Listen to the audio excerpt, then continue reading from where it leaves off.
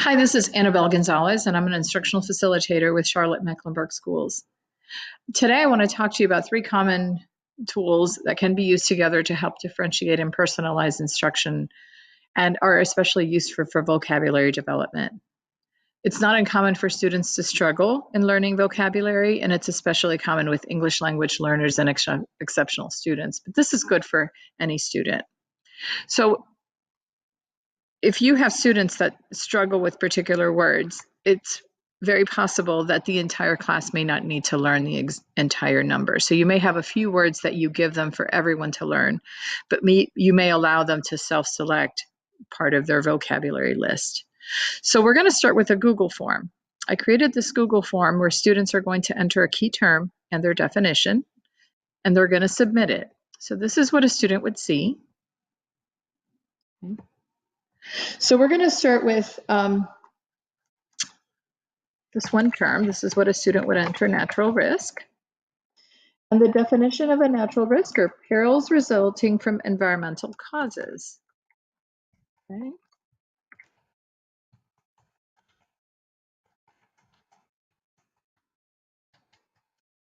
So in this case, I've instructed students to choose 10 new or unfamiliar words. Maybe it's words that they've never seen, or perhaps words that they've seen, but they're not sure what they mean or they're not comfortable using.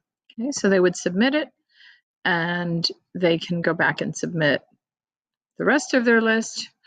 But I'm going to go back to what I created, and I'm going to look at the responses. So right now I have 8 because I've entered a few myself. And when I go into the spreadsheet, you'll see everything that's spilled out in there from the Google form. So I would check this for accuracy, make sure that they have entered the right definition. And then I want them to have a Quizlet to study. Oftentimes, students will create their own Quizlet. I don't need to create it for them.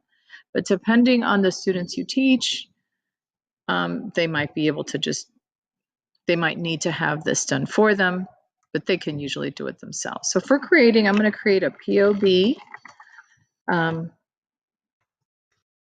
POB terms, we're going to call it.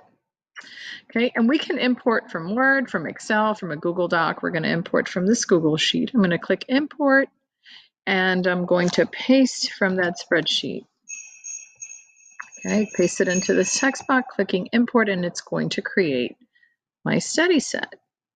Okay. If you're going to have students create this for themselves, it's beneficial for them to add an image. But I like this better for them to be doing it directly from your resource, so they don't just use a definition that's in Quizlet already, because that may not be correct, and it may also just be one of those words that have multiple meanings that may not be the right definition for your content area. So once I have this done, they have the chance to go through the different activities. They can review flashcards, they can play review games. You can also use it to play Quizlet Live. You can share this Quizlet with them so they can practice, or they can share it with you. You can also combine this with Quizalize. Quizalize is an excellent formative assessment tool, very similar to Quizzes or to Kahoot, where they play games. In this case, I've already created a class called Principles of Business, and I'm going to assign a new activity. So for this activity, it's going to be a quiz. And I'm going to use what I copied from there. So let's go back to Quizlet for a moment, because we need to go back and export so that we can put it into Quizlet. So once I have my Quizlet study card, I'm going to copy text. All I need to do is click on the copy text button. And then once I go in here, I'm going to use that for my POB vocabulary quiz. Rather than adding the questions manually, I can just import from Quizlet. I want a multiple choice quiz, but I could also do a fill in the blank or a short answer. But I'm just going to go ahead and paste this. Okay. I'm going to complete the Quizlet import. Okay, so, and then here are my questions. If I don't enter anything under the incorrect answers, it will go ahead and fill it in for me. It won't necessarily have these items that we see in here. Those are just examples. Okay, I can go in and I can enter. I can do anything I want to any sort of change that I feel is appropriate. But I'm going to go ahead and preview my quiz, and you'll see what I get. So this is what a student would see, and that's the format it would appear. So I'm going to go ahead and close this preview button, go back in here, and I'm going to save it and give it to my class. Once I do that, I can exercise a number of options. But one of the things I like in here, I like to randomize the question order, but I also like some of the options that it gives me. I can give this to students in class, or I can give it as homework. I can put a time limit. So if, let's say, I want them to do it as homework and I want it to be done within 1 or 2 days, I can put a specific date in here. Okay, so I'm going to go ahead and finish that. I also could have assigned it to another class if I have several class periods.